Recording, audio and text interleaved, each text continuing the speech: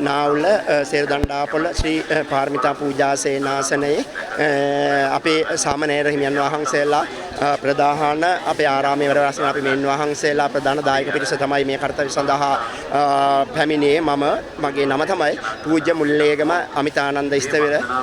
එතකොට මම මේ කාර්යය මේ විදිහට කරන්න ඕනේ කියන හැඟීම ඇති කරගෙන කටයුතු කරන්නට යෙදුන්නේ මම මීට දින 4කට පෙර මේ පිරිසට මම වතුර ගෙනල්ලා වතුර බෙදා හැරිය වතුර බෝතල් ඒ වෙලාවේ මම දැක්ක මේ නගරේ බොහෝම අපිරිසිදු වෙලා මේ සුද්ධ වූ භූමිය අපිරිසිදු වෙලා තියෙන බව මට පෙනුණා.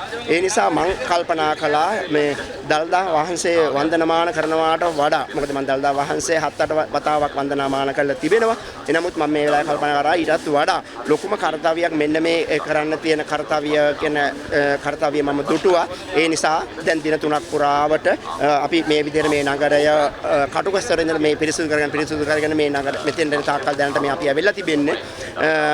එතකොට අපිට මේ කුණු මේ නගරයේ අසබඩවත් අපි දාන්නේ නැතුව දඹුලු නාවුල ප්‍රාදේශීය ලේකම් කොට්ටාසේ කුණු ඉවත් කරන තැනක් තිබෙනවා. අපි එතෙන්ටම ගිහලා මේ අපද්‍රව්‍ය අපේ වාහනයක් අපි යොදවලා තියෙනවා. වාහනේ පිරුණාට පස්සේ මේ වාහනේ අපි අරගෙන ගිහලා අපි ඉවත් කරනවා.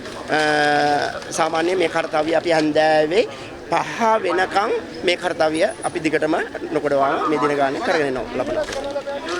අපි ඊට කඩ ලැබෙන හැබැයි මොකද පොඩියාගේ පිරිවන් කටයුතු තියෙනවා ඒවත් කරගෙන අපිට ඊට කඩ ලැබෙන. අපි ගොඩාක් ගේන්නේ මේ පාරේ අවහිරතාවයේ තියෙන නිසා අපි 16ක් 17 18 වගේ පිරිසක් එක්ක තමයි ඇවිල්ලා මේ කාර්යය ඉටු කරන්නේ.